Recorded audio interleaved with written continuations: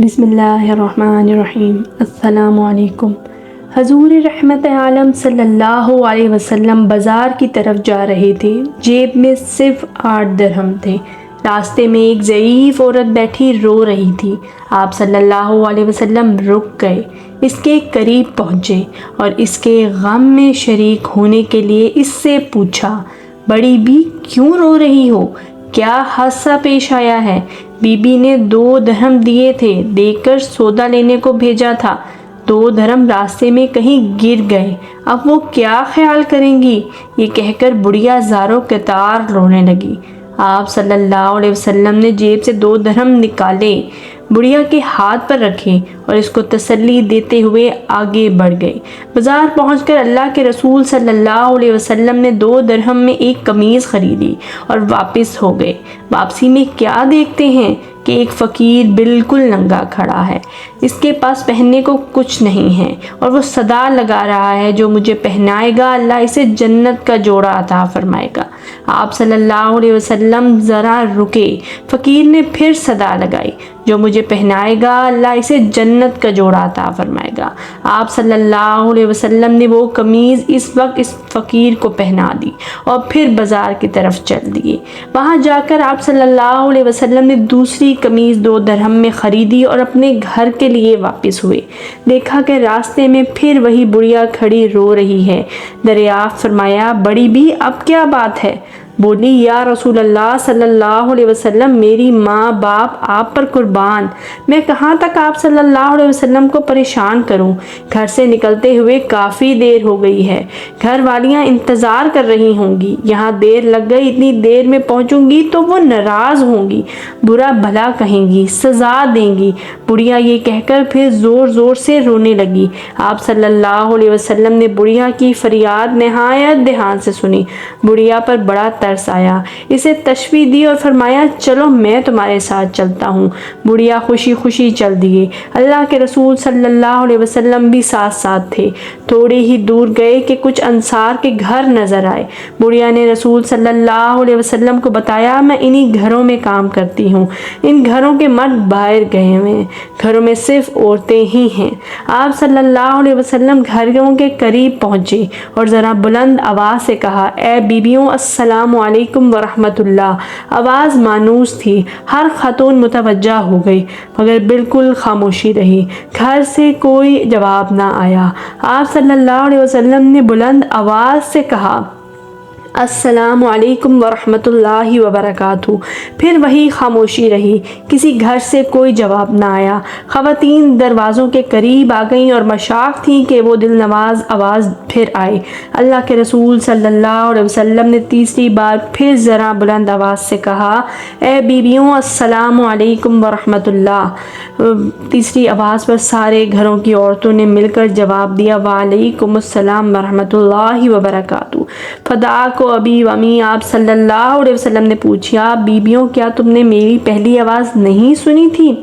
یا رسول اللہ صلی اللہ علیہ وسلم، ہم نے آپ کا پہلا ہی سلام سن لیا تھا اور آپ کی آواز پہچان لی تھی، لیکن جواب اس لیے نہیں دیا تھا کہ آپ کی زبان مبارک سے سلامتی اور رحمت و برکت کی دعائیں ہم اور ہمارے بچے بار بار سنیں۔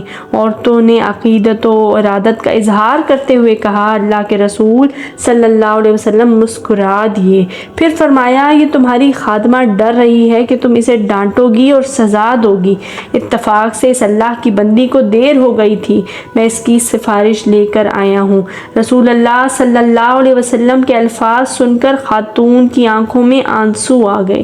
ایک اور زبان ہو کر بولی، یا رسول اللہ صلی اللہ علیہ وسلم، یہ آپ کی سفارش کے لیے لے آئی ہے، آپ صلی اللہ علیہ وسلم گواہ رہیں، ہم اسی وقت اس کو آزاد کرتے ہیں، اس پر کسی کو حق نہیں۔ باندی کی آزادی پر آپ صلی اللہ علیہ وسلم کا چہرہ خوشی سے چمک اٹھا۔ آپ صلی اللہ علیہ وسلم اس نیک خواتین کو دعائیں دیتے ہوئے خوشی خوشی گھر واپس آ گئے۔ آپ رسول اللہ صلی اللہ علیہ وسلم کے اخلاق کا ایک پہلو یہ بھی تھا کہ آپ صلی اللہ علیہ وسلم نے ایک ایسے عام آدمی کو بھی عزت و وقار عطا فرمایا جسے معاشرے میں کوئی خاص اہمیت حاصل نہ تھی۔ بنو اشجع عربیوں کے مشہور قبیلہ بنو عطفان کی ایک شاخ ہے۔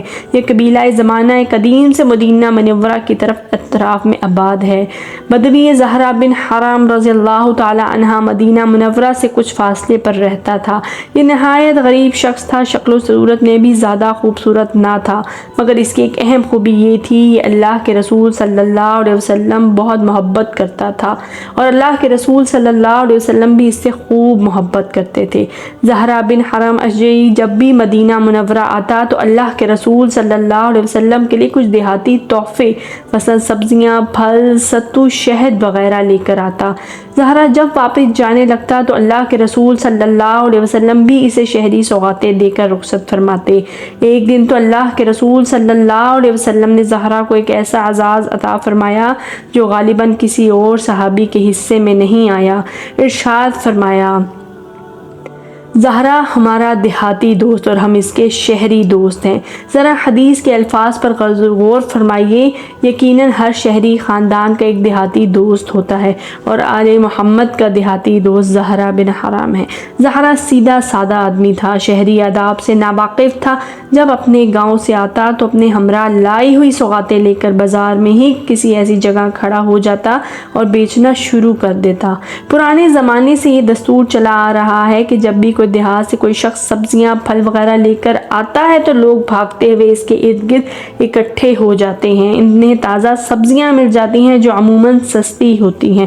ایک مرتبہ ایسا ہوا کہ زہرہ اپنے ہمراہ کچھ دیہاتی سوغاتیں لے کر آیا اور مدینہ منورہ کے بازار میں آیا اور ایک جگہ کھڑا ہو کر انہیں بیچنے لگا۔